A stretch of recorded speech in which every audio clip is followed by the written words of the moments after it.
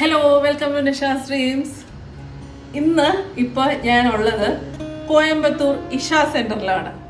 ഇഷ സെന്ററിൽ ഞാൻ ഒരു ദിവസം സ്റ്റേ ചെയ്യുകയാണ്. അപ്പം ഇഷ ലൈഫ് നിങ്ങൾക്ക് വേണ്ടി മാത്രം എക്സ്ക്ലൂസീവായിട്ട് കാണിക്കുന്നത് എന്താണ് ഉദ്ദേശിച്ചതെന്ന് വെച്ചാൽ, സാധാരണ ഈ ഇഷയ്ക്കകത്ത് വീഡിയോ എടുക്കലൊന്നും അലൗഡല്ല. അപ്പം ഇപ്രാവശ്യം എനിക്ക് മീഡിയ പാസ് കിട്ടിയിട്ടുണ്ട്.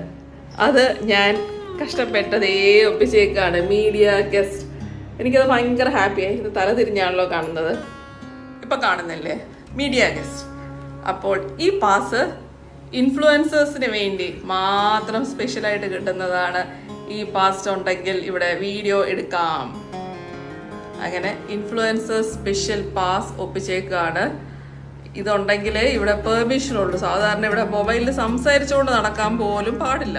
എന്താണ് ഇവിടെ മൊബൈലിൽ സംസാരിച്ചുകൊണ്ട് നടക്കാൻ പോലും പാടില്ലാത്തത് എന്ന് വെച്ചാൽ, നമ്മൾ ഈഷ സെന്ററിൽ വരുന്നത് ഇവിടുത്തെ ഒരു അന്തരീക്ഷത്തിൽ ലയിക്കാനും, നമ്മളൊരു മെഡിറ്റേറ്റ് ചെയ്യാനും, പിന്നെ മെഡിറ്റേറ്റ് ചെയ്യാൻ മാത്രമല്ല, നമ്മൾ പൊതുവെ ഒരു ശാന്തത, മനസ്സൊന്ന് ഏകാഗ്രമാക്കി വെക്കാനും, ഒരു ശാന്തമായിട്ടിരിക്കാനും, ആ ഒരു പീസ്ഫുൾ നേച്ചർ എൻജോയ് ചെയ്യാനും ഒക്കെയാണ്. അപ്പം നമ്മൾ പൊതുവെ ഫോണിൽ സംസാരിച്ചുകൊണ്ടിരിക്കുമ്പോൾ ചുറ്റിനുള്ളതൊന്നും അറിയാറില്ല അല്ലേ. അപ്പം ഇവിടെ ഉള്ള കാര്യങ്ങളൊക്കെ ഒന്ന് അറിഞ്ഞിരിക്കാൻ വേണ്ടിയിട്ടാണ് ഇവിടെ ഒരു ദിവസം സ്പെൻഡ് ചെയ്യാനായിട്ട് അവർ ഉദ്ദേശിക്കുന്നത്.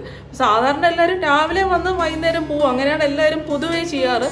ഒരു 1 ഡേ ട്രിപ്പായിട്ട് അങ്ങനെയാണ് ചെയ്യുന്നത്. അത് കുഴപ്പമില്ലാത്തൊരു പരിപാടിയാണ്. ഞാനൊരു പ്രാവശ്യം അങ്ങനെ ചെയ്തിട്ടുണ്ട് കേട്ടോ. രാവിലെ വന്ന് വൈകിട്ട് പോയിട്ടുണ്ട്. രാത്രിയിൽ എനിക്ക് തോന്നുന്നു 7:30-ക്കാണ് ഇവിടെ ആദിയോഗിയുടെ അവിടെ ഒരു ലൈറ്റ് ആൻഡ് സൗണ്ട് ഷോ ഒക്കെ ഉണ്ട്. മഴയില്ലെങ്കിൽ അതുണ്ടാവും, അത് ഞാൻ വീഡിയോ എടുക്കാം. അതൊക്കെ വീഡിയോ എടുക്കാൻ അലൗഡാണ് കേട്ടോ, ലൈറ്റ് ആൻഡ് സൗണ്ട് ഷോ ഒക്കെ. അല്ലാതെ ഇതിനകത്തെ കാര്യങ്ങളൊന്നും വീഡിയോ എടുക്കാൻ അലൗഡല്ല. അപ്പം ഈ പാസ് ഉള്ളതുകൊണ്ട് നമുക്ക് വീഡിയോ എടുപ്പ് കുഴപ്പമുണ്ടായിരിക്കില്ല. അപ്പം ഞാൻ ഇന്നൊരു ദിവസം ഇവിടെ സ്റ്റേ ചെയ്യാണ്. ഇതിപ്പോൾ ഞാൻ വന്നിട്ട് കുറച്ച് നേരം ആയി. ഞാൻ ഇവിടെ 2 സ്ഥലങ്ങളുണ്ട് ടെമ്പിൾസ് ആയിട്ട്, ധ്യാനലിംഗയും ഭൈരവിയും. അപ്പം അവിടുത്തെ ആരതി, ഒരു നമ്മുടെ ദീപാരാധന പോലത്തെ ആരതി അവിടെ ധ്യാനലിംഗയിൽ ഉച്ചയ്ക്ക് 11:10-നായിരുന്നു. ധ്യാന ഭൈരവിയിൽ ഉച്ചയ്ക്ക് 12:40-ക്കായിരുന്നു. അപ്പോൾ അത് രണ്ടും ആ സമയത്ത് പോയി അറ്റൻഡ് ചെയ്തു. അവിടെ കുറച്ച് നേരം ഇരുന്ന് മെഡിറ്റേറ്റ് ചെയ്തു. അതൊക്കെ കഴിഞ്ഞ് പുറത്തിറങ്ങി. അപ്പം നമ്മൾ ആ ഒരു മെഡിറ്റേഷനൊക്കെ കഴിഞ്ഞ് എനിക്ക് വീഡിയോ എടുക്കലിൽ കോൺസെൻട്രേറ്റ് ചെയ്യാമല്ലോ. കാരണം അത് ചെയ്തില്ലെങ്കിൽ പിന്നെ ഇവിടെ സ്പെൻഡ് ചെയ്യുന്നതുകൊണ്ട് കാര്യമില്ല. ഉച്ചവരെ ഞാൻ ആ പേർപ്പസൊക്കെ കഴിഞ്ഞു. ഇനിയും ഉച്ച കഴിഞ്ഞാണ് എൻ്റെ വീഡിയോ എടുക്കൽ പരിപാടിയൊക്കെ തുടങ്ങാൻ പോകുന്നത്. അപ്പം ഞാൻ എന്താണ് ഇവിടെ ഒറ്റയ്ക്ക് വന്നതെന്ന് വെച്ചാൽ, മുരളിയേട്ടൻ എൻ്റെ കൂടെ കോയമ്പത്തൂർ വരെ ഉണ്ടായിരുന്നു കേട്ടോ. കോയമ്പത്തൂർ വരെ മുരളിയേട്ടൻ വരാൻ കാര്യം, മുരളിയേട്ടൻ്റെ ഒരു എൻജിനീയറിംഗ് ഇലക്ട്രോണിക് ബാച്ചിൻ്റെ മീറ്റപ്പാണ്. അത് ഇവിടെ തൊട്ടടുത്ത് ഒരു റിസോർട്ടിൽ വെച്ചിട്ടാണ് നടക്കുന്നത്. അപ്പോൾ മുരളിയേട്ടൻ എന്നെ ഇവിടെ വിട്ടിട്ട് അങ്ങോട്ട് പോയി. ഇവിടെ നിന്നൊരു 15 മിനിറ്റ് അടുത്തുള്ള റിസോർട്ടിലാണ്. അങ്ങനെ ഞാൻ പറഞ്ഞു, ഞാനിവിടെ 1 ഡേ സ്പെൻഡ് ചെയ്യാം. മുരളിയേട്ടൻ ഒറ്റയ്ക്ക് കോയമ്പത്തൂർ വരെ ഡ്രൈവ് ചെയ്ത് വരണ്ടല്ലോ. അപ്പം ഞാൻ അങ്ങനെ പ്ലാൻ ചെയ്തതാണ് കേട്ടോ. മുരളിയേട്ടൻ ഒറ്റയ്ക്ക് വിടാൻ കാറിൽ ഡ്രൈവ് ചെയ്യണ്ടല്ലോ എന്ന് വിചാരിച്ചിട്ട് എനിക്കൊരു വിഷമം. അപ്പം അങ്ങനെ ഞാൻ പ്ലാൻ ചെയ്തൊരു സംഭവമാണ് ഇത്. ഞാനിവിടെ വരാനുണ്ടായ റീസണാണ് ഈ പറഞ്ഞത്. ഇപ്പം ഞാനിങ്ങനെ അവിടെ അതിലൊക്കെ നടന്ന് ടയേർഡായി. ഇനി 3 മണി വരെ ഒന്ന് കിടന്ന് എഴുന്നേറ്റിട്ട് എന്നെ ഇവിടെ എനിക്ക് പാസ്സൊക്കെ മേടിച്ചു തന്ന ഒരാളുണ്ട്. ആളെ ഞാൻ പരിചയപ്പെട്ടത്, ഞാൻ അന്നൊരു ഇഷ ട്രിപ്പ് വന്നായിരുന്നു. അപ്പം ആ പുള്ളി വഴി പരിചയപ്പെട്ട ഒരാളാണ്. പുള്ളിയാണ് എനിക്ക് പാസ്സൊക്കെ ഒപ്പിച്ചു തന്നത്. പുള്ളി എൻ്റെ കൂടെ വരാമെന്ന് പറഞ്ഞിട്ടുണ്ട് 3 മണിക്ക്. അപ്പോൾ ഇനി 3 മണിക്ക് നമുക്ക് കാണാം. ഇതാണ് ഞാൻ താമസിച്ചിരുന്ന കോട്ടേജ്, നദി കോട്ടേജ്. ഇതേപോലെ കുറേ കോട്ടേജസ് ഉണ്ട് കേട്ടോ. നമുക്കപ്പം നേരത്തെ അക്കോമഡേഷൻ ബുക്ക് ചെയ്യാം. അവരുടെ വെബ്സൈറ്റിൽ കൂടെയാണ് ബുക്ക് ചെയ്യേണ്ടത്. ഗൂഗിളിൽ നോക്കിയാൽ കാണാം, സദ്ഗുരു അല്ലെങ്കിൽ ഇഷ യോഗ സെൻറ്റർ എന്ന് നോക്കിയാൽ, ഇഷ യോഗ സെൻറ്റർ എന്ന് സെർച്ച് ചെയ്താൽ മതി അവരുടെ വെബ്സൈറ്റ്. ഞാൻ വേണമെങ്കിൽ ഡിസ്ക്രിപ്ഷൻ ബോക്സിൽ കൊടുത്തേക്കാം കേട്ടോ അവരുടെ കറക്റ്റ് വെബ്സൈറ്റ് ലിങ്ക്. ഈ നദി കോട്ടേജാണ് വെൽക്കം പോയിൻറ്റിൻ്റെ തൊട്ട് അടുത്തുള്ള അല്ലെങ്കിൽ കുറച്ച് ദൂരെയായിട്ടാണ് ബാക്കി കോട്ടേജസൊക്കെ. പിന്നെ അതിൻ്റെ ഏറ്റവും മുന്നേ ആയിട്ട് ഒരു ഗ്രൗണ്ടുണ്ട്. ഇതേപോലെ പല നല്ല സ്ഥലങ്ങളാണ് കേട്ടോ, നമുക്കിങ്ങനെ പീസ്ഫുള്ളായിട്ട് മെഡിറ്റേറ്റ് ചെയ്യാനൊക്കെ. ഇത് അവരുടെ ഇന്നർ എൻജിനീയറിംഗ് പ്രോഗ്രാം നടക്കുന്ന സ്ഥലങ്ങളാണ് കേട്ടോ. ഈ ഇന്നർ എൻജിനീയറിംഗ് പ്രോഗ്രാം നടക്കുന്നതിൻ്റെ അടുത്ത് തന്നെ പ്രോഗ്രാമിന് വരുന്നവർക്ക് താമസിക്കാനുള്ള അക്കോമഡേഷൻ ഒക്കെ പ്രൊവൈഡ് ചെയ്യാനും ഒക്കെ ഉള്ള സ്ഥലങ്ങളാണ്. ഞാനതിലേക്കൂടെ നടക്കുമ്പോൾ ഒരു മയിലൊക്കെ കണ്ടു. അപ്പോൾ അതിനെ ഒന്ന് വീഡിയോ എടുത്തതാണ്. നല്ലൊരു പീസ്ഫുള്ളായിട്ടുള്ള അറ്റ്മോസ്ഫിയറാണ് അതിൻ്റെ ചുറ്റിനും. ഇത് വെള്ളിയാങ്കിരി മലയാണ്, അതിൻ്റെ അടുത്തായിട്ടാണ്, അതിൻ്റെ തൊട്ട് താഴെയാണ് ഈ കോയമ്പത്തൂരാണല്ലോ, ഇതറിയാമല്ലോ എല്ലാവർക്കും, ഈശാ യോഗ സെൻറ്റർ സിറ്റുവേറ്റ് ചെയ്തേക്കുന്നത്. പിന്നെ എങ്ങനെ നടന്ന് ഗോശാലയിലെത്തി. അപ്പം ഗോശാലയിൽ എന്താണ്, സ്വാഭാവികമായി പശുക്കളാണ് ഉള്ളത്. അപ്പം ഞാൻ വലിയ ധൈര്യപൂർവ്വം അവിടെ ഇങ്ങനെ ഫുഡ് കൊടുക്കാമെന്നൊക്കെ വിചാരിച്ച് നോക്കിയപ്പോൾ ഒരു പ്ലേറ്റ് ലഡു അവിടെ ഇങ്ങനെ ഉണ്ടായിരുന്നു. ആ ഒരു പ്ലേറ്റ് മാത്രം ഉണ്ടായിരുന്നതുകൊണ്ട് ഞാൻ അത് മേടിച്ചുകൊണ്ട് ധൈര്യപൂർവ്വം പശുക്കൾക്ക് ഫുഡ് കൊടുക്കാനായിട്ട് പോയേ. പക്ഷേ അവിടെ എത്തിയപ്പോൾ എനിക്ക് പേടിയായി. അവർ പറഞ്ഞു കയ്യിലെടുത്ത് കൊടുത്താൽ മതി എന്ന് പറഞ്ഞു. പക്ഷേ എനിക്ക് കയ്യിലെടുത്തപ്പോഴത്തേക്കും പേടി വന്ന് കൊടുക്കാനായിട്ട് പറ്റുന്നില്ല. പിന്നെ ചോദിച്ചു ആ പ്ലേറ്റ് മൊത്തത്തിലൊക്കെ കൊടുക്കാതെ. പക്ഷേ പശുവിനത് കഴിക്കാൻ പറ്റുന്നില്ല, ആ പ്ലേറ്റിൽ നിന്ന് എടുത്ത് കഴിക്കാൻ പറ്റുന്നില്ല. പിന്നെ എൻ്റെ കൂടെ ഉള്ള ഇതാണ് വൈശാഖയുടെ, പുള്ളിയാണ് എൻ്റെ കൂടെ ഇതൊന്ന് കാണി എനിക്ക് മീഡിയ ഗസ്റ്റ് പാസ്, ഇൻഫ്ലുവൻസർ പാസ്സൊക്കെ എടുത്ത് തന്നത് വൈശാഖാണ്. അപ്പോൾ പിന്നെ വൈശാഖിനെ ഏൽപ്പിച്ചു. എനിക്ക് പശുവിനെ പ്ലേറ്റിൽ നിന്ന് കഴിക്കാൻ പറ്റുന്നില്ല.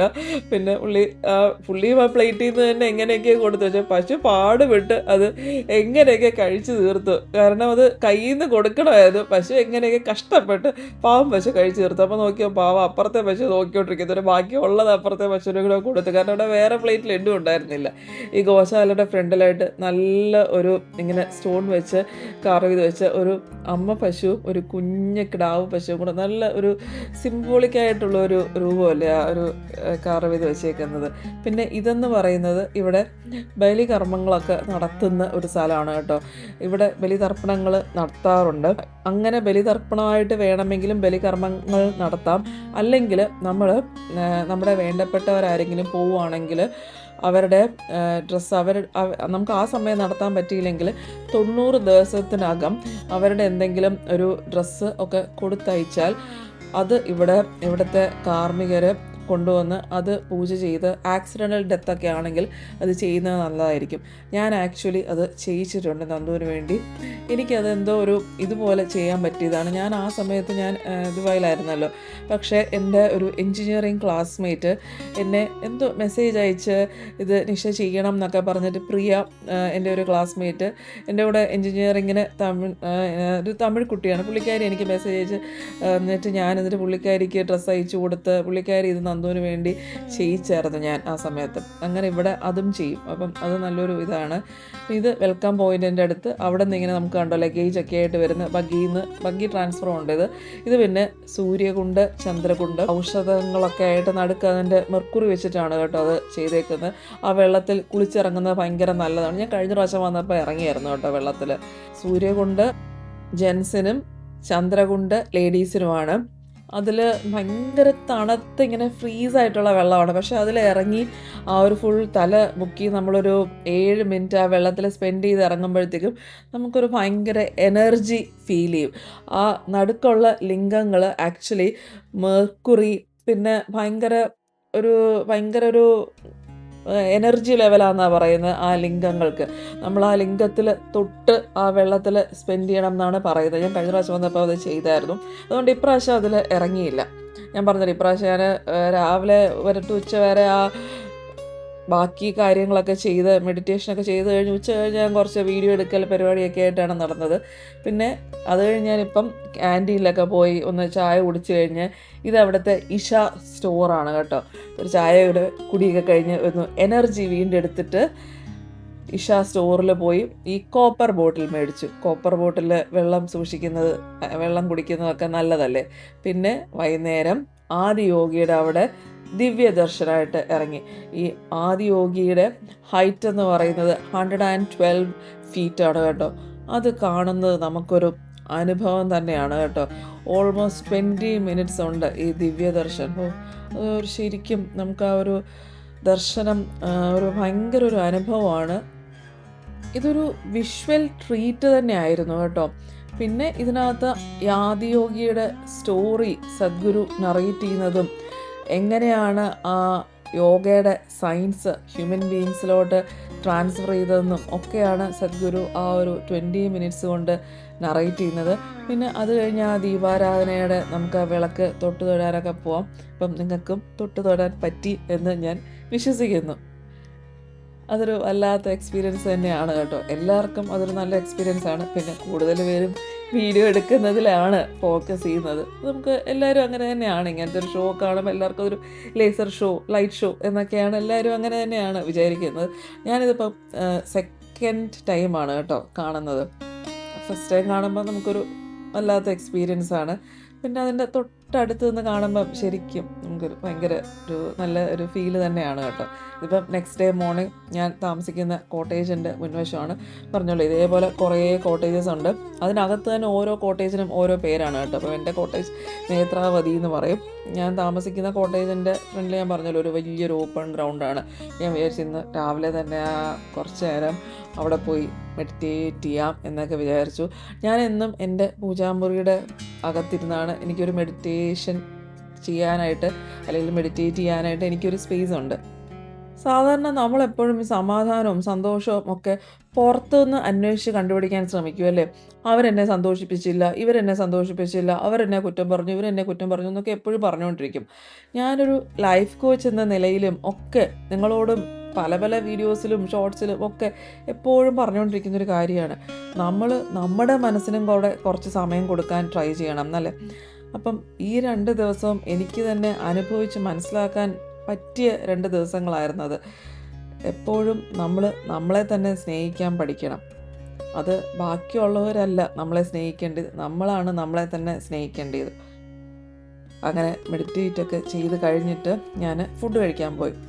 ഇവിടെ ഒരു ഭിക്ഷ ഹാളുണ്ട്. അത് ഞാൻ താമസിക്കുന്ന ഈ നദി കോട്ടേജിൻ്റെ അടുത്ത് തന്നെയാണ്. അവിടെ സ്റ്റേ ചെയ്യുന്നവർക്ക് 2 times ആണ് ഫുഡ് ഉള്ളത് കേട്ടോ. അതിൻ്റെ ടൈമിങ്സ് ഒക്കെ അവിടെ ചെല്ലുമ്പോൾ തന്നെ സ്റ്റേ ചെയ്യാൻ പോവുകയാണെങ്കിൽ നിങ്ങൾക്ക് അറിയാൻ പറ്റും. അപ്പം ഒരു രാവിലത്തെ ഒരു 10 o'clock ടൈമിങ്ങിലാണ് ഞാൻ പോയത്. ഫുഡ് നമുക്ക് മനസ്സിലായത് ഭയങ്കര ഹെൽത്തി ആയിട്ടുള്ള ഫുഡാണ്. സാലഡ്, പിന്നെ ഇതേപോലെ കപ്പലണ്ടി, അത് പുഴുങ്ങിയ കപ്പലണ്ടി, പയറ് തോരൻ, ബീട്രൂട്ട് തോരൻ. ഈ സാലഡിനകത്തും കുറച്ച് തേങ്ങ തിരുമിയത് ഇട്ടിട്ടുണ്ട് കേട്ടോ. പിന്നെ ഇതിൻ്റെ കൂടെ തന്നെ ചോറും അതിൽ ഒഴിക്കാനൊരു കറി ഉണ്ടായിരുന്നു. അത് ഞാൻ വേണ്ടാന്ന് പറഞ്ഞാണ് കേട്ടോ. നമ്മൾ എടുത്തിട്ട് വേസ്റ്റ് ആക്കാൻ പാടില്ലല്ലോ. പിന്നെ ഏത്തപ്പഴം ഉണ്ടായിരുന്നു. ഇതൊന്നും ഞാൻ എടുത്തില്ല. അത് അവർ വിളമ്പി തരുവാണ് കേട്ടോ. നമ്മൾ ബുഫേ സിസ്റ്റം ഒന്നുമില്ല, അവർ വിളമ്പി തരുവാണ്. അത് ഞാൻ വേണ്ടാന്ന് പറഞ്ഞതാണ്, കാരണം എടുത്തിട്ട് വേസ്റ്റ് ആക്കാൻ പാടില്ലല്ലോ. അതുകൊണ്ട് ഞാൻ കുറച്ച് കഴിക്കുന്നതുകൊണ്ട് ഞാൻ ആവശ്യത്തിന് മാത്രമേ എടുത്തുള്ളൂ. അങ്ങനെ ഫുഡൊക്കെ കഴിച്ച് 11 മണി വരെ ആയിരുന്നു എൻ്റെ റൂം ടൈം. അത് കഴിഞ്ഞ് ചെക്കൗട്ടായിരുന്നു. മുരളിയണ്ണനെ വിളിക്കാൻ വന്നു. സന്തോഷമായിട്ട് ഞാൻ അവിടെ നിന്ന് ഇറങ്ങി. അപ്പം വീഡിയോ ഇത്രയൊക്കെ ഉള്ളൂ. നിങ്ങളുടെ അഭിപ്രായങ്ങൾ രേഖപ്പെടുത്തുക. നമുക്ക് നെക്സ്റ്റ് വീഡിയോയിൽ കാണാം. ബൈ.